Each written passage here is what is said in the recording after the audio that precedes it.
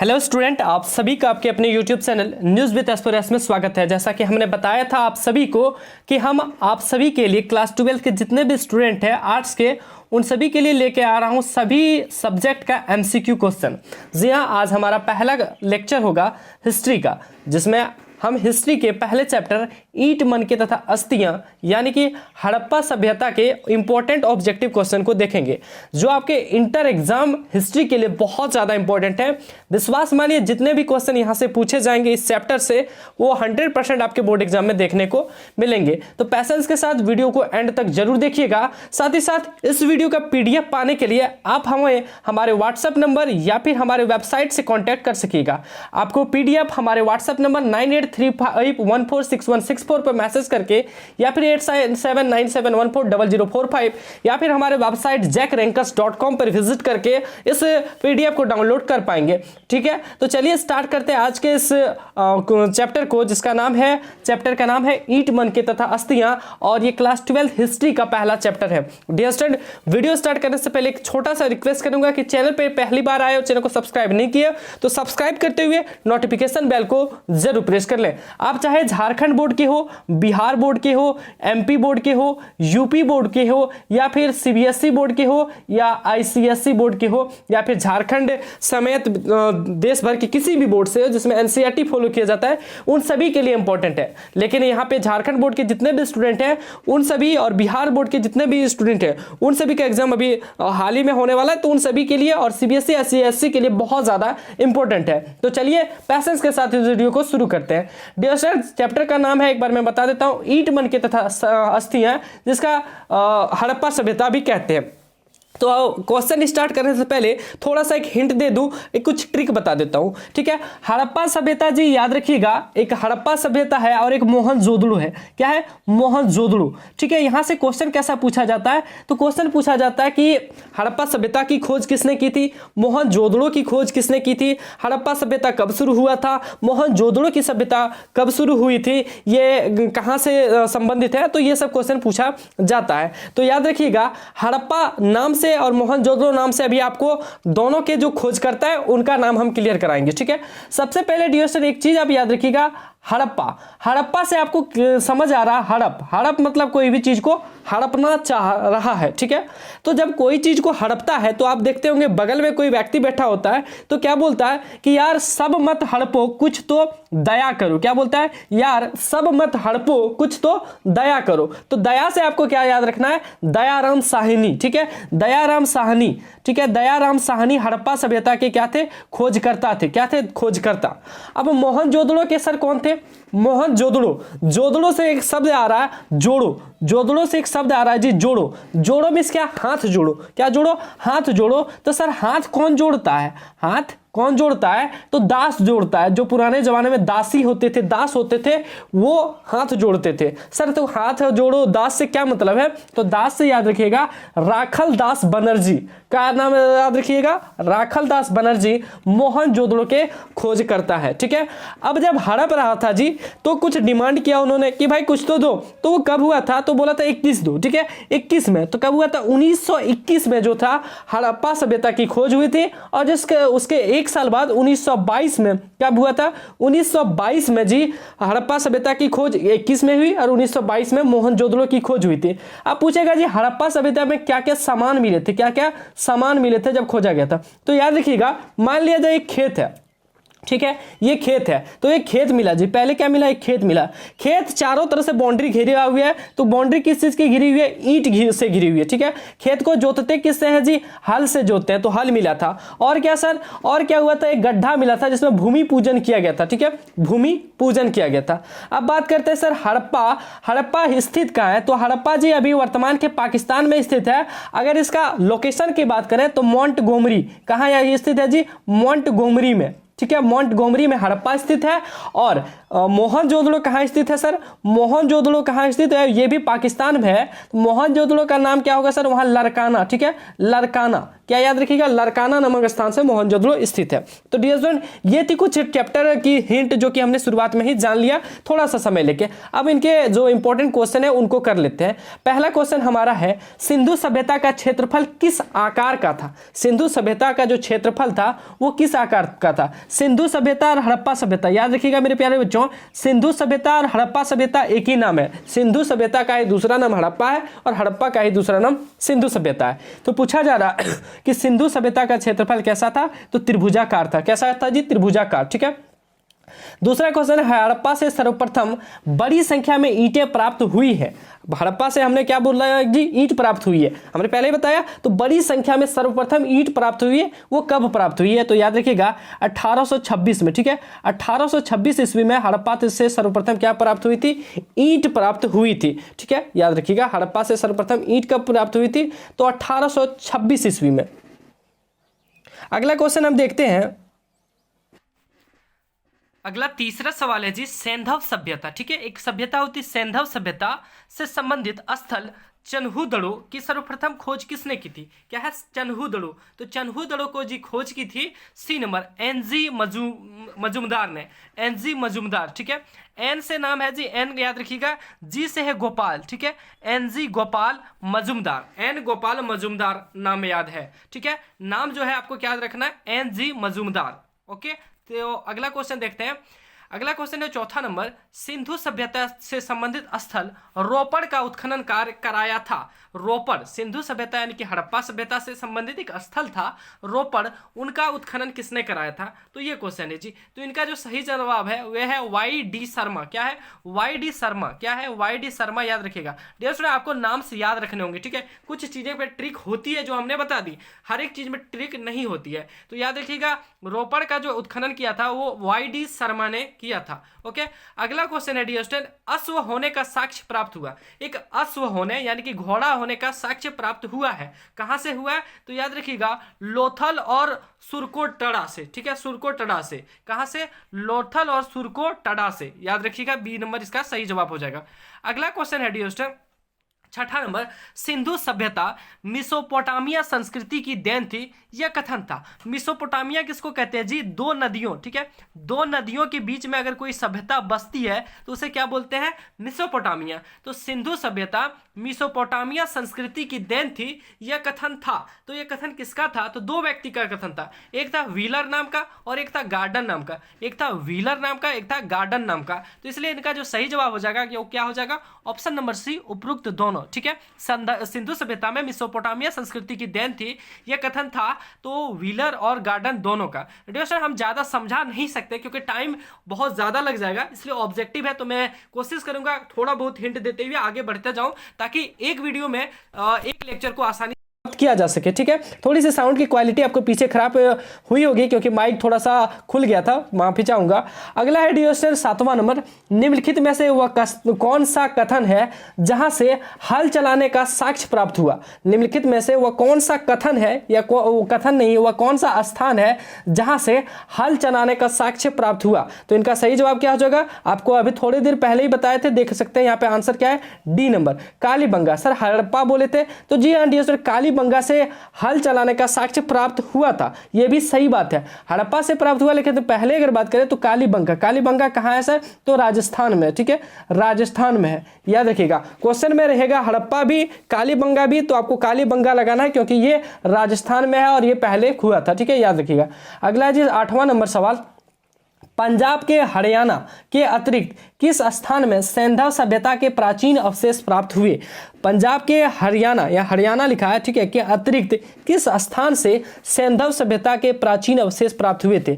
तो याद रखिएगा पहला ऑप्शन है जी रहमान ढेरी, सरायखेला, जलीलपुर और उपयुक्त सभी। तो सही जवाब होगा उपयुक्त सभी। एक चीज यहाँ पे ट्रिक बता देता हूँ, जब भी आपको उपयुक्त सभी वाला क्वेश्चन मिले और यहाँ पे है लिखा हुआ हो, है लिखा हुआ है, यानी कि अनुस्वार बार दिया हुआ हो तो उपयुक्त सभी होगा 99% केसेस में, ठीक है। 99% केसेस में अगर है लिखा हुआ हो तो उपयुक्त सभी होगा, लेकिन अगर है लिखा हुआ हो तो सभी नहीं होगा। तो याद रखिएगा यहाँ है लिखा हुआ है और उपयुक्त सभी दिया है, तो आप आसानी से इसको लगा सकते हैं। Option D number right answer हो जाएगा। अगला है जी, सिंधु सभ्यता के उत्खनन में प्राप्त अनेक बांटों में सबसे छोटे बांध का वजन है, ठीक है। अनेक बांटों में सबसे छोटे बांट का वजन है, तो इसका सही जवाब हो जाएगा 13.64 ग्राम, यानी कि 13.64 ग्राम है। आप इस अप्रोक्स याद रख सकते हैं 13.5 ग्राम, ठीक है, लेकिन ऑप्शन में दिया जाएगा 13.64 ग्राम सबसे छोटे बांध का वजन था। ओके, अगला क्वेश्चन है डियर स्टूडेंट 10वां नंबर, सिंधु सभ्यता से संबंधित कौन सा पुरस्थल गुजरात प्रदेश में स्थित है? सिंधु सभ्यता से संबंधित कौन सा पुरस्थल जो है गुजरात प्रदेश में स्थित है? तो इनका सही जवाब क्या होगा? भोगात्रार। क्या होगा? भोगात्रार। याद रखिएगा प्यारे बच्चों, भोगात्रार इसका सही जवाब होगा, ठीक है। अगर कोई क्वेश्चन ऐसा लगे कि आपको गलत है तो कमेंट सेक्शन में बेहिचक जवाब दे, क्योंकि हो सकता है थोड़ी बहुत मिस्टेक जब आप अरेंजमेंट की तो हो सकता है, ठीक है। अगला है, गुजरात राज्य के कच्छ जिले में स्थित स्थल सुरकोटड़ा की सर्वप्रथम खोज की थी। तो इसका सही जवाब क्या होगा? सुरकोटड़ा जो थी, सुरकोटड़ा, इसकी सर्वप्रथम खोज किसने की थी? तो इसका सही जवाब क्या हो जाएगा? Option number C, Jagpati Joshi ने, ठीक है। किसने किया था? जगपति जोशी ने। जी हाँ, लगता है हम थोड़ा ज्यादा स्पीड बोल रहे हैं, थोड़ा सा शुरू कर दे। गुजरात राज्य में एक कच्छ जिला है जी, जिसमें स्थित सुरकोटड़ा नाम का एक जगह है, उसकी खोज किसने की थी? तो याद रखिएगा जगपति जोशी जी थे जो सुरकोटड़ा की खोज की थी। आप इनको कॉपी में एक बार नोट डाउन जरूर कर लीजिएगा, ठीक है, क्योंकि लिखने से जल्दी याद होता है। मोहनजोदड़ो नगर बसा हुआ था, मोहनजोदड़ो जो नगर था वो कितने किलोमीटर में बसा हुआ था, ये क्वेश्चन है। तो ऑप्शन क्या हो जाएगा? 20 किलोमीटर के घेरे में। कितना जी? 20 किलोमीटर के घेरे में मोहनजोदड़ो नगर बसा हुआ था। कितने किलोमीटर सर? 20 किलोमीटर के घेरे में। अगला क्वेश्चन है, हड़प्पा लिपि से सर्वाधिक साम्य रखती है। हड़प्पा लिपि से सर्वाधिक साम्य रखती है, तो कौन सी लिपि रखती है जी? तो ऑप्शन हो जाएगा द्रविड़ लिपि। हड़प्पा लिपि में जैसा लिखा जाता था वैसा ही लगभग द्रविड़ लिपि में भी लिखा जाता है। तो याद रखिएगा हड़प्पा और द्रविड़ लिपि साम्य रखती है। कैसे? सर्वाधिक साम्य रखती है, ठीक है। अगला क्वेश्चन है जी 14वां नंबर, हड़प्पा सभ्यता से संबंधित स्थल धोलावीरा प्रकाश में आया था। धोलावीरा कब प्रकाश में आया था? यानी कि प्रकाश में आने का ये नहीं मतलब कि लाइट में आया था, कहने का मतलब फेमस कब हुआ था धोलावीरा? तो इसका सही जवाब हो जाएगा 1990-91 में, ठीक है। 1990-91 में धोलावीरा जो है प्रकाश में आया था। अगला क्वेश्चन है जी, हड़प्पा सभ्यता से संबंधित स्थल कुंतासी, ठीक है, कुंतासी स्थित है। तो हड़प्पा सभ्यता से संबंधित कुंतासी स्थित है, तो इसका सही जवाब क्या हो जाएगा? गुजरात में, ठीक है। ऑप्शन नंबर सी हो जाएगा गुजरात में। देखिए ये चैप्टर ऐसा है ना, इसमें क्वेश्चन बहुत ज्यादा याद रखने वाले होते हैं, ठीक है, याद रखने वाले होते हैं, और ज्यादातर क्वेश्चन जो है स्थल से संबंधित है, यानी स्थान से संबंधित है, तो थोड़ी बहुत तो दिक्कतें होगी जी। आपको याद करने के लिए हमने बताया क्या? लिख के याद करना है। आपको जैसे इनका पीडीएफ मिले तो पीडीएफ थोड़ा लेट से भी मिल सकता है, आपको क्या करना है, इस वीडियो को एक बार और से प्ले करना है और आसानी से सभी क्वेश्चन को लिखना है, और क्वेश्चन लिखना है और आंसर लिखना है, क्वेश्चन लिखना है, आंसर लिखना है, बीच के ऑप्शंस को नहीं लिखना है, ठीक है। बीच के ऑप्शन को क्या लिखना है? नहीं लिखना है, ताकि आपको कॉपी में पढ़ते जाना, याद होते जाएगा। अगला क्वेश्चन है, हड़प्पा सभ्यता के संपूर्ण क्षेत्र का आकार किस प्रकार का था? ये पहला क्वेश्चन ही हमारा था, तो कैसा था जी? त्रिभुजाकार था। याद रखिएगा हड़प्पा सभ्यता के संपूर्ण क्षेत्र का जो आकार था वो त्रिभुजाकार था, ठीक है। अगला क्वेश्चन है 17वां नंबर, हड़प्पा किस नदी पर स्थित है? हड़प्पा किस नदी पर स्थित है जी? तो याद रखिएगा रावी नदी पर। कौन सी नदी पर? रावी नदी पर स्थित है। इसे सिंधु सभ्यता कहा जाता है, तो कई स्टूडेंट क्या करते हैं, सिंधु लगा देते हैं, लेकिन इसका सही जवाब क्या हो जाएगा? रावी नदी के किनारे जो है हड़प्पा स्थित है, ठीक है। अगला है, हड़प्पा सभ्यता में अनेक नगरों का पता चला है, इनमें से कितने को नगर की संज्ञा दी गई है? यहाँ पे अनेक नगर प्राप्त हुए थे। हड़प्पा सभ्यता जब की खोज हुई थी तो कई सारे नगर की पता चली थी, तो पूछा जा रहा है कितने को नगर की संज्ञा दी गई थी? तो याद रखिएगा 6 को, 6 ऐसे जगह थे जिनको नगर की संज्ञा दी गई थी। कितने जगह? 6 जगह को नगर की संज्ञा दी गई थी। अगला क्वेश्चन है, चित्राक्षर लिपि किस काल की है? चित्राक्षर लिपि किस काल की है? तो इसका सही जवाब हो जाएगा सैंधव काल। चित्राक्षर जो लिपि है वो किस काल की है? तो सैंधव काल की है, ठीक है। अगला क्वेश्चन है प्यारे बच्चों, 20वां नंबर, हड़प्पा सभ्यता की जुड़वा राजधानी थी। हड़प्पा सभ्यता की जुड़वा राजधानी कहाँ थी? हड़प्पा मोहनजोदड़ो। क्या होगा? हड़प्पा मोहनजोदड़ो को हड़प्पा सभ्यता की जुड़वा राजधानी कहा जाता है। अगला क्वेश्चन है 21वां नंबर, मोहनजोदड़ो की सबसे बड़ी इमारत निम्न में से कौन सी है? मोहनजोदड़ो की सबसे बड़ी इमारत निम्न में से कौन सी है? तो अन्नागर जी। क्या हो जाएगा? अन्नागर। ठीक है, अन्नागर जो है मोहनजोदड़ो की सबसे बड़ी इमारत है। ठीक है, अन्नागर मोहनजोदड़ो की सबसे बड़ी इमारत है। इन पे जरा देख लीजिएगा, ये दोनों को, ये क्वेश्चन पे यहाँ पे हमें लग रहा स्नानागार होगा। ठीक है, वृहत स्नानागार इसका सही जवाब होना चाहिए। एक बार थोड़ा आप इन पर देख लीजिएगा, हमें लग रहा है वृहत स्नानागार, यहाँ जो ऑप्शन है गलत बन गया होगा। वृहत स्नानागार जो है हड़प्पा मोहनजोदड़ो की सबसे बड़ी इमारत थी, वहीं अन्नागर जो थी वो हड़प्पा की सबसे बड़ी इमारत थी। ठीक है, हड़प्पा की। ये जो वृहत स्नानागार है उसमें विभिन्न नगरों के लोग नहाते थे और अन्नागर जो है वहां पे भंडारण किया जाता था अन्नों का। ये हड़प्पा से संबंधित था और ये वृहत स्नानागार जो था वो मोहनजोदड़ो से संबंधित था। तो ये ऑप्शन हमें गलत लग रहा है जी, ये नंबर ऑप्शन होना चाहिए, आप इनको देख लीजिएगा। ठीक है, अगला क्वेश्चन है, प्राक सैंधव संस्कृति की सबसे महत्वपूर्ण उपलब्धि एक जूते हुए खेत का साक्ष्य है, यह कहाँ से प्राप्त हुई थी? तो एक जूते हुए एक साक्ष्य है, यह कहाँ से प्राप्त हुई थी? तो याद रखिएगा कालीबंगा। ठीक है, कालीबंगा जी, हमने जो शुरू में आपको बताया था वो कालीबंगा में मिला था। ठीक है, कालीबंगा, लोथल और कालीबंगा दो जगह का नाम था, तो इसमें कालीबंगा, ठीक है, हड़प्पा के पास ये कालीबंगा उसी में मिला था जी। ये भले राजस्थान में है लेकिन वो पाकिस्तान में चला गया। कालीबंगा जो स्थान है जी, वहीं पर जितने चीजें हमने बताया था, ईंट जो मिला था और खेत को जो जोता गया था, यज्ञ किया गया था, ये कहां पे था? तो कालीबंगा इसका सही जवाब हो जाएगा। अगला क्वेश्चन है जी 23वां नंबर, हड़प्पा कालीन बंदरगाह की प्राप्ति कहां से हुई थी? तो हड़प्पा कालीन बंदरगाह की प्राप्ति कहां से हुई थी? तो लोथल से प्राप्त हुई थी। कहां से? लोथल से। और खेत की प्राप्ति कहां हुई थी? तो कालीबंगा से। खेत की प्राप्ति कहां हुई थी? कालीबंगा से। और लोथल से क्या हुई थी? बंदरगाह, याद रखिएगा। अगला क्वेश्चन है, हड़प्पा सभ्यता के भवन निर्माण एवं अन्य कार्यों के निमित्त ईंटों का प्रयोग बहुतायत रूप में हुआ है, निम्नलिखित में से ईंटों का अनुपात था। ईंटों का अनुपात कैसा था जी? 1:2:4। सर ये अनुपात क्या है? तो इसकी लंबाई चौड़ाई मोटाई के बारे में बात कर रहा है। लंबाई इसका 4 अनुपात में था, इसकी जो ऊंचाई थी जी, इसकी जो चौड़ाई थी वह 2 अनुपात में था और इनकी जो मोटाई थी वो 1 था। कहने का मतलब है अगर ये 10 सेंटीमीटर होगा इसकी ऊंचाई, तो इनकी जो चौड़ाई होगी वो 20 सेंटीमीटर होगी और इसकी जो लंबाई होगी वो कितनी हो जाएगी? तो 40 सेंटीमीटर हो जाएगी। एक अनुपात था, तो कितना? 1, 2 और 4 का अनुपात था, याद रखिएगा।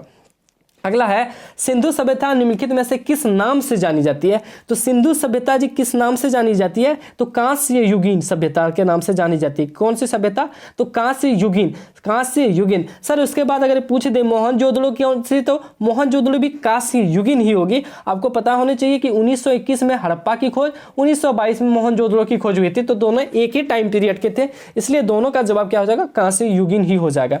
अगला क्वेश्चन है, सैंधव निवासियों का प्रिय पशु निम्न में से कौन सा? सैंधव निवासियों का निम्न में से प्रिय पशु कौन सा था? तो याद रखिएगा मेरे प्यारे बच्चों, याद रखिएगा इसका सही जवाब हो जाएगा सांड। क्या हो जाएगा? सांड जो था प्रिय पशु था, किसके? सैंधव निवासियों का। अगला क्वेश्चन है 27वां नंबर क्वेश्चन, हड़प्पा सभ्यता में किस स्थल से दुर्ग का साक्ष्य प्राप्त नहीं हुआ वह नगर है? दुर्ग जी, दुर्ग क्या कहा जाता था? दुर्ग क्षेत्र कहा जाता था जहां शासक लोग निवास करते थे। कहां? जहां शासक लोग निवास करते थे। हड़प्पा को 2 भागों में बांटा गया था, एक पूर्वी भाग और एक पश्चिमी भाग, जिसमें एक ऊंचा स्थान एक नीचा स्थान था, तो ऐसा बांटा गया। तो शासक लोग जहां रहते थे उसे दुर्ग कहा गया था। तो बोला जा रहा है कि दुर्ग का साक्ष्य प्राप्त नहीं हुआ था, वह नगर है। तो वह नगर कौन है जी? चान्हू दड़ो। इसको चान्हू दड़ो या चन्हू दड़ो भी लिखा जाता है। तो याद रखिएगा चान्हू दड़ो एक ऐसा स्थान था जहां पे हड़प्पा सभ्यता में क्या दुर्ग का साक्ष्य नहीं प्राप्त हुआ था। अगला क्वेश्चन है, नृवैज्ञानिक के मतानुसार हड़प्पा सभ्यता के निर्माता थे। नृवैज्ञानिक मतलब नए वैज्ञानिक के मतानुसार हड़प्पा सभ्यता के निर्माता थे। तो इसका सही जवाब क्या हो जाएगा? प्रोटो ऑस्ट्रोलियाड। क्या था? प्रोटो ऑस्ट्रोलियाड। याद रखिएगा प्रोटो ऑस्ट्रोलियाड। ठीक है, अगला क्वेश्चन है, सैंधव संस्कृति के अंतर्गत अधिसंख्य मोहरें प्राप्त हुई थी। सैंधव संस्कृति में बहुत ज्यादा संख्या में मोहरें प्राप्त हुई थी। निम्नांकित में ये मुद्रा किस चीज से निर्मित है? जो भी मोहरें प्राप्त हुई थी, जो भी मुद्रा प्राप्त हुई थी वो कौन से चीज से निर्मित है? तो इसका सही जवाब हो जाएगा सेल खड़ी। किससे निर्मित थी जी? तो सेल खड़ी, याद रखिएगा। ओके, अगला क्वेश्चन है जी 30वां नंबर, सैंधव स्थलों के उत्खनन के दौरान मोहनजोदड़ो से प्राप्त एक मुद्रा पर पुरुष की आकृति, यहाँ पे मोहर होगा जी, पर पुरुष की आकृति जो कि त्रिमुखी की है, पहचान सर जॉन मार्शल ने निम्नलिखित में से किससे की है? किससे की है? जो मोहनजोदड़ो ने जो खोज किया था, जो मोहनजोदड़ो में जो प्राप्त हुआ था सैंधव में, एक जो मोहर था उन पे एक चित्र प्राप्त हुआ था, एक आकृति प्राप्त हुई थी। तो पूछा जा रहा है जॉन मार्शल ने इनकी खोज की थी, तो उनके अनुसार यह किसकी थी, या किसके अनुसार लग रही थी, या किसकी पहचान थी? तो इनका सही जवाब क्या हो जाएगा? Option number C, Shiv Pashupati. किसके? तो शिव पशुपति, याद रखिएगा। और ऑप्शन नंबर सी हो जाएगा इनका सही जवाब। अगला है, सिंधु कालीन भवनों के निर्माण में प्रयोग किया जाता था। सिंधु कालीन भवनों के निर्माण में क्या प्रयोग किया जाता था? देखिए यहाँ पे था है, अगर थे होता तो हो सकता था उपयुक्त सभी हो जाते, लेकिन क्या था यानी कि एक का कहीं ना कहीं वो बता रहा है, तो एक का बता रहा है, तो कौन सा ईंट का प्रयोग किया जाता था? तो पक्की ईंटों का प्रयोग किया जाता था। ठीक है, पक्की ईंटों। अच्छा जी, अभी आप घर बनाते हो तो क्या आप कच्ची ईंट का प्रयोग करते हो? नहीं ना, पक्की ईंट का ही करते हो। तो सही जवाब हो जाएगा ऑप्शन नंबर बी। उसके बाद 32वां नंबर सवाल है, हड़प्पा काल के लोग उपासना करते थे। हड़प्पा काल के लोग उपासना करते थे यानी कि पूजा करते थे। पूजा किसकी करती थी? तो इसका सही जवाब होगा मातृदेवी का। किसका जी? मातृदेवी का। मातृवित जो होता है माता, उनकी देवी का, या फिर भूमि का पूजा कह सकते हैं, ज्यादातर मातृदेवी ही कहिए। ठीक है, अगला क्वेश्चन है, राखलदास बनर्जी को मोहनजोदड़ो के अवशेष कब मिले? तो राखलदास बनर्जी जी खोज किया था मोहनजोदड़ो का। सर खोज किया 1922 में, तो अवशेष कब मिला होगा? 2700 में। ऐसा थोड़ी ना होगा, या 2022 में आके मिला, वैसा नहीं ना। कब मिला? तो 1922 में ही मिला होगा, तब तो खोज हुआ था। तो सही आंसर क्या हो जाएगा? 1922। अगला जी है, सिंधु सभ्यता किसके समकालीन नहीं मानी जाती है? सिंधु सभ्यता किसके समकालीन? समकालीन कहने का मतलब है जी, समकालीन कहने का मतलब है कि वो एक समान काल में हुई सभ्यता थी। एक समान काल में, यानी कि अगर कोई चीजें 1922 में हुई थी तो उसी के अप्रोक्स 1920 से लेकर 1925 1930 तक एक काल में हुई थी। तो यहाँ पूछा जा रहा है कि सिंधु सभ्यता किसके समकालीन नहीं मानी जाती है? तो किसके समकालीन नहीं मानी जाती है? तो ऑप्शन नंबर ए है चीन की सभ्यता। किसका? चीन की सभ्यता। वैसे भी चीन की कोई चीज यहाँ से मिलती है क्या? नहीं मिलती। चीन ही ऐसा चीज है बकवास वाला जो यहाँ से नहीं मिलेगा। तो सही आंसर क्या हो जाएगा? चीन। अगला क्वेश्चन है 35वां नंबर, सिंधु सभ्यता के निवासी किस देवी देवता की पूजा नहीं करते थे? कौन सी देवी देवता की पूजा नहीं करते थे? तो इसका सही जवाब क्या हो जाएगा? विष्णु की। विष्णु की पूजा जो है सिंधु के लोग नहीं करते थे। कौन सी? विष्णु की पूजा नहीं करते थे। प्रकृति देवी, पीपल का पेड़ और शिव की पूजा करते थे, लेकिन विष्णु की पूजा नहीं करते थे। अगला है, सिंधु सभ्यता में हल का प्रमाण मिला है। हल का प्रमाण मिला है कहाँ से? तो कालीबंगा से। हमने क्या शुरू में ही बताया था, हड़प्पा सभ्यता में बहुत सारी चीजें मिली थी, बहुत सारी चीजें मिली थी, लेकिन ये हड़प्पा एक छोटी सी जगह का नाम नहीं है। भले कालीबंगा जो है, कालीबंगा अभी राजस्थान में है, और हड़प्पा सभ्यता एग्जैक्ट जो हड़प्पा जगह माना जाता है वो अभी पाकिस्तान में। कहाँ है? पाकिस्तान में। लेकिन इसका ये कतई मतलब नहीं, एक छोटा सा जगह था, बहुत बड़ा जगह था हड़प्पा सभ्यता। तो पाकिस्तान और राजस्थान, पाकिस्तान और राजस्थान, आप अगर इंडिया के नक्शे को गौर से देखेंगे तो कुछ इस टाइप से, इस जगह पे आपका राजस्थान शो होगा, यहाँ गुजरात है, इस जगह राजस्थान है, तो इस पार तो ही पाकिस्तान है, तो इस जगह पे हड़प्पा है। तो याद रखिएगा, हल का जो प्रमाण मिला था वो कालीबंगा से मिलेगा, और कालीबंगा जो है वो भी वर्तमान राजस्थान में है। ठीक है, अगला है, हड़प्पा संस्कृति की जानकारी कब हुई? हड़प्पा संस्कृति की जानकारी कब हुई जी? 1921 में। हमने शुरुआती में पूछा था। देखिए ये जो क्वेश्चन है, हड़प्पा सभ्यता की जानकारी कब मिली थी, खोज कब हुई थी, किसने खोज किया था, क्या क्या चीजें मिली थी, मोहनजोदड़ो की खोज कब हुई थी, किसने किया था, ये क्वेश्चन बहुत ज्यादा भिभियाई है, ज्यादातर पूछे जाते हैं, इसलिए हमने शुरुआती में इनका हिंट दे दिया। ठीक है, अगला क्वेश्चन है, मोहनजोदड़ो की जानकारी किस पुरातत्वविद से मिली? किस पुरातत्वविद से मिली जी? तो बच्चा भी बोलेगा सर पुरातत्व यानी कि खोज करता, तो कौन है जी? तो इसका सही जवाब हमने क्या बताया था? मोहनजोदड़ो। जोदड़ो मींस हाथ जोड़ो। हाथ कौन जोड़ता है जी? तो दास जोड़ता है। कौन दास? तो राखलदास। कौन दास? तो राखलदास। तो क्या सही जवाब क्या हो जाएगा? राखलदास बनर्जी। ओके, अगला क्वेश्चन है जी 39वां नंबर, सिंधु घाटी सभ्यता में समाज का स्वरूप था। सिंधु घाटी सभ्यता में समाज का स्वरूप कैसा था? तो याद रखिएगा, मात्र सत्तामक, क्या था? मातृसत्तामक। याद रखिएगा, मातृसत्तामक। एक बार फिर से सुनिएगा, सिंधु सभ्यता या सिंधु घाटी सभ्यता में समाज का स्वरूप कैसा था? तो मातृसत्तामक। डियर स्टूडेंट, अभी तक अगर वीडियो को लाइक नहीं किए हैं तो एक बार लाइक जरूर कर दें और दोस्तों में शेयर करना ना भूलें ताकि उनको भी बेनिफिट मिल सके।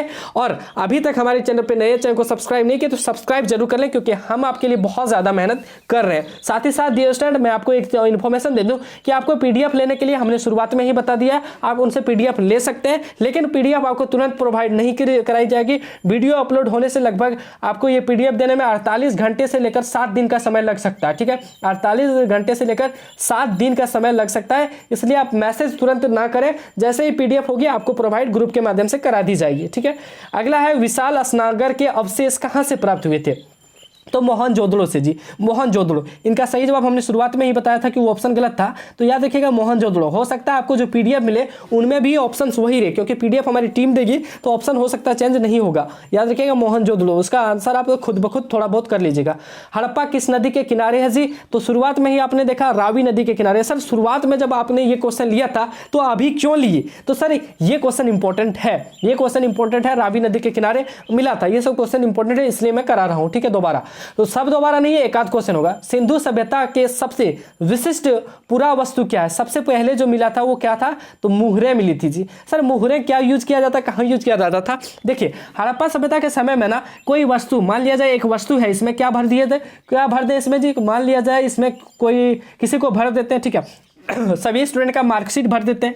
मार्कशीट जो आपके बोर्ड एग्जाम में सबका 400 450 प्लस आएगा, वो मार्कशीट को इसमें क्या कर दिए, भर दिए। भरने के बाद क्या किया जाता था? एक लॉक लगाया जाता था, मतलब कि एक माटी की ऐसे लगा दी जाती थी उसमें, और माटी की लगाने के बाद क्या करता था, मोहर बना होता था। जैसे अभी जैक का मोहर कुछ इस तरह से है, तो जैक का मोहर किसमें, एक कोई वस्तु होती थी उसमें छपी होती थी। ठीक है, तो छपी होती थी, उसमें क्या होता था, खुरदरा बना होता था और इस पर लगा दिया जाता था। अगर ये माटी सही सही आपके स्कूल तक पहुंच जाए, अगर ये माटी सही सही आपके स्कूल तक पहुंच जाए, यानी कि समझिए बिल्कुल सुरक्षित मार्कशीट है। अगर ये टूटा हुआ मिले तो जान लीजिएगा इससे सामान चोरी हो गई है। तो सिंधु सभ्यता में विशिष्ट पुरावस्तु कहां से मिला था और क्या था? तो मुहर थी, याद रखिएगा। ठीक है, अगला है प्राचीन सिक्के निम्न में से किस धातु के बने थे? प्राचीन सिक्के निम्न में से किस धातु के बने थे? तो इसका सही जवाब क्या हो जाएगा? तांबा, चांदी, सोना और सीसा, चारों चीजों से बना था जी। किससे? तांबा से बना था। किससे? तांबा से बना था, चांदी से बना था, सोना से बना था और सीसा से बना था। याद रखिएगा डियर स्टूडेंट, हम बहुत फास्ट इसलिए कर रहे हैं क्योंकि हमारी कोशिश है हर एक चैप्टर को 30 मिनट में समाप्त किया जाए। ठीक है, अगर क्वेश्चन की संख्या लिमिटेड है तो, अगर बहुत ज्यादा हो जाएगा तो फिर तो थोड़ा समय ज्यादा लगेगा, लेकिन हमारी कोशिश है कि 30 से 32 मिनट में हर एक चैप्टर को समाप्त किया जाए, ताकि जैसे जैसे आपको बोझ भी ना बढ़े और आप आराम से 30 40 50 क्वेश्चन कर सकेंगे। डियर स्टूडेंट, अगर आप बोर्ड एग्जाम में 400 450 नंबर लाना चाहते हैं, 400 450 नंबर लाना चाहते हैं, तो ऑब्जेक्टिव आपके लिए बहुत ज्यादा मायने रखता है। क्योंकि हम बात करें अगर झारखंड बोर्ड की, तो झारखंड बोर्ड में 200 ऑब्जेक्टिव पूछे जाएंगे जी। कितने? 200 ऑब्जेक्टिव, यानी कि 200 नंबर के तो ऑब्जेक्टिव ही होंगे, 200 नंबर के आपके सब्जेक्टिव होंगे और आपका स्कूल से 100 नंबर दिया जाएगा। ठीक है, प्रॉपर हम झारखंड के हैं इसलिए हम झारखंड के बता रहे हैं। तो 200 200 400 और 500 नंबर का होगा। तो 200 में अगर आप स्कूल ऑब्जेक्टिव में अगर ज्यादा लाना चाहते हैं, 150 से लेकर 180 90 अंकों तक, तो आपको ज्यादा ऑब्जेक्टिव पढ़ने होंगे। और सब्जेक्टिव बहुत स्टूडेंट नहीं लिख पाता है, लेकिन ऑब्जेक्टिव जल्दी याद भी हो जाते। तो 150 से 180 नंबर के बीच अगर लाते हैं, मान लिया जाए आपने 150 नंबर किसमें लाया जी? 150 नंबर आप ऑब्जेक्टिव में ले आए। ठीक है, ज्यादा आप नहीं ले पाते हैं, सब्जेक्टिव में ज्यादा नहीं ला पाते हैं। 5 सब्जेक्ट है जी, आप 5 से बहुत कमजोर स्टूडेंट है तो 75 नंबर ले आए। ठीक है, कितना हो गया? अगर आप इनको ऐड करेंगे तो 2 2 तो कितना हो जाएगा? 150 और कितना होगा? 75। कितना हो जाएगा? 5 7 5 12 और कितना हो जाएगा? 1 1 2 225 नंबर हो गए। ठीक है, 225 नंबर इधर हो गया। अगर आपको स्कूल से कम मिलेगा ना जी, लिख लीजिए, कम मिलेगा तो 90 नंबर मिलेगा। अब आप जोड़ लगा सकते हैं, 315 नंबर आपका फिक्स हो गया। यानी कि अगर आप नॉर्मल स्टूडेंट नहीं, एकदम बहुत कमजोर स्टूडेंट है, सिर्फ ऑब्जेक्टिव पढ़ के जाते हैं, तो आप आसानी से फर्स्ट डिवीजन कर जाइएगा। लेकिन इसका ये कतई मतलब नहीं कि हाँ सर ऑब्जेक्टिव पढ़ लिए, सब्जेक्टिव कुछ पढ़े ही नहीं। पढ़ना तो सब है जी। ऑब्जेक्टिव में 150 क्यों, 180 190 नंबर लाने हैं, उसके लिए थोड़ा ज्यादा पढ़ना होगा। अगर आप 400 450 लाने की सोच रहे हैं ना, कोई खास बात नहीं है, थोड़ा मेहनत करना होगा, थोड़ा ज्यादा ऑब्जेक्टिव पढ़ने होंगे, क्योंकि सब्जेक्टिव में नंबर कट सकता है, ऑब्जेक्टिव में नहीं कटेगा। ठीक है, अगला क्वेश्चन देखते हैं। प्राचीन भारत के लोग के भौतिक जीवन के बारे में जानकारी मिलती है, उसे क्या कहते हैं? प्राचीन भारत के लोगों को भौतिक जीवन के बारे में जो जानकारी मिलती है उसे क्या कहते हैं, तो उसे पुरातत्व कहते हैं। सर प्राचीन मिला तो पुरातत्व हो गया, ठीक है, क्या हो जाएगा पुरातत्व, ठीक है, क्या हो जाएगा पुरातत्व, याद रखिएगा। अगला क्वेश्चन है पुरातात्विक स्रोत में निम्न में से कौन सबसे प्रमुख है। पुरातात्विक स्रोत में निम्न में से सबसे प्रमुख कौन है जी, तो याद रखिएगा अभिलेख। सबसे जो प्रमुख है अभिलेख है, सबसे ज्यादा प्रमुख कौन है, पुरातात्विक जो स्रोत मिले उनमें सबसे ज्यादा अभिलेख प्रमुख है, ठीक है। अगला क्वेश्चन है सर अभिलेख ही क्यों प्रमुख है। अभिलेख में से पता लगता है ना जी पुराने जमाने में क्या चीजें हुई थी, कैसे हुई थी, ये थोड़ी बहुत उससे अंदाजा लग जाती है। अगला क्वेश्चन है आरंभिक अभिलेख किस भाषा में है। आरंभिक अभिलेख किस भाषा में है, तो इनका सही जवाब क्या हो जाएगा, ऑप्शन नंबर ए प्राकृत भाषा में। क्या है, प्राकृत भाषा में, ओके, याद रखिएगा। अगला क्वेश्चन है प्यारे बच्चों अशोक के अभिलेख को सर्वप्रथम किसने पढ़ा। अशोक के अभिलेख को सर्वप्रथम किसने पढ़ा, जेम्स प्रिंसेप, क्या जेम्स प्रिंसेप ने पढ़ा था, याद रखिएगा जेम्स प्रिंसेप ने पढ़ा था। और ये कब पढ़ा था, तो आई होप 1937 कुछ था, हमें डेट एग्जैक्ट याद अभी नहीं आ रही है, तो जेम्स प्रिंसेप ने पढ़ा था, याद रखिएगा, ठीक है। अगला क्वेश्चन है कालीबंगा कहाँ स्थित है। कालीबंगा राजस्थान में स्थित है, ऑप्शन बी हो जाएगा। बहुत ज्यादा इंपॉर्टेंट क्वेश्चन है ये वाला और जितने भी हमने हड़प्पा के बारे में बताए खोज करता ये सब। अगला क्वेश्चन है 49वां नंबर हड़प्पा सभ्यता में कौन सा पशु अज्ञात था, मतलब कि कौन से पशु के बारे में कोई जानकारी ही नहीं थी, वो समय कौन सा पशु नहीं मिला था, तो घोड़ा जी। कौन सा, तो घोड़ा। हमने एक शुरुआत में ही क्वेश्चन क्या देखा था, थोड़ा सा हम ऊपर जाते हैं जी, सब्र रखिएगा, क्योंकि थोड़ा सा सब्र रखते हैं तो बोर्ड एग्जाम में अच्छे नंबर लाएंगे। यहाँ पे एक क्वेश्चन हमने इधर ही कहीं पढ़ा था, अश्व होने का साक्ष्य प्राप्त हुआ। अश्व होने का साक्ष्य प्राप्त कब हुआ, लोथल और सुरकोटड़ा में, ठीक है। लेकिन यहाँ पे क्या चीजें पूछी गई है, यहाँ पे क्या पूछा गया है जी, क्वेश्चन यहाँ पे क्या पूछा गया, थोड़ा सा सब्र रखिएगा। हड़प्पा सभ्यता में कौन सा पशु अज्ञात था, तो इसका सही जवाब यहाँ पे दे रखा है जी घोड़ा। घोड़ा अज्ञात बताया जा रहा है, लेकिन हमें लगता है घोड़ा नहीं होगा, क्योंकि अगर घोड़ा होगा तो वहाँ ऊपर में था, या तो वो था या तो ये गलत है। थोड़ा सा हम इस पर क्या दिमाग में नहीं आ रहा है, थोड़ा सा आप देख लीजिएगा जी। ऐसा नहीं होता कि हर क्वेश्चन ये जो क्वेश्चन सेट करा है वो हमारे क्या कह रहे हैं हमारी टीम ने की है, ठीक है, उसमें हम भी शामिल है, टीम मतलब हम भी शामिल है, उसमें टाइपिंग का भी खर्च आता है, ये सब चीज़ अलग बात है। तो टीम में क्या कहती है थोड़ा बहुत आंसर हो जाता है, और अभी इस समय हमें करंटली दिमाग में नहीं आ रहा है, लेकिन उम्मीद है या तो वो क्वेश्चन गलत था, इसमें सही आंसर घोड़ा ही होना चाहिए, क्योंकि उस समय हमने हाथी पढ़ा, गाय पढ़ा, कुत्ता तो सबसे पहले ही आ गए थे, तो उम्मीद है घोड़ा ही इस वक्त अज्ञात था। वो जो क्वेश्चन वहाँ गलत था, शायद पहला ही क्वेश्चन गलत होगा, कोई दिक्कत नहीं, आप इनको थोड़ा देख लीजिएगा। अगला है पानी के जहाज और बुना कपड़ा का साक्ष्य किस जगह में पाए गए मुहर से प्राप्त हुआ था। पानी का जहाज और बुना हुआ कपड़ा का साक्ष्य किस जगह से पाए हुए मोहर से प्राप्त हुए थे, तो याद रखिएगा मोहनजोदड़ो से। क्या, मोहनजोदड़ो से। अगला क्वेश्चन है 51वां नंबर जी कि भोगवा नदी के किनारे निम्न में से कौन सा स्थल स्थित है। भोगवा नदी के किनारे कौन सा स्थल स्थित है, तो याद रखिएगा लोथल। कौन सा जी, लोथल। कौन से नदी के किनारे, तो भोगवा नदी के किनारे। अगला क्वेश्चन है हड़प्पा की खोज किसने की थी। लास्ट क्वेश्चन है लेकिन बहुत ज्यादा इंपॉर्टेंट है, लास्ट क्वेश्चन है लेकिन बहुत ज्यादा इंपॉर्टेंट है। किसने खोज की थी जी हड़प्पा की, तो याद रखिएगा किसने, दयाराम साहनी ने। कैसे सर, दया किया, हड़प्पा मत, कुछ तो दया कीजिए, दयाराम साहनी ने। अगला क्वेश्चन अब नहीं है, यहीं तक था अंतिम question. Dear student, I hope आपको सारे क्वेश्चन अच्छे लगे होंगे और आपके लिए काफी ज्यादा हेल्पफुल रहा होगा। तो डियर स्टूडेंट, आप इस वीडियो को दोबारा जरूर देखें, कॉपी में से नोट डाउन जरूर कर लें, और आप, हमें पता है कि अभी आप वीडियो पूरा देखे, कई स्टूडेंट नहीं होंगे जो अंत तक पहुंचे, जो सुन रहे हैं वो तो देख ही लिए होंगे, तो अंत तक देखिए वीडियो को, क्योंकि उससे बहुत ज़्यादा एक्स्ट्रा नॉलेज भी मिलती है।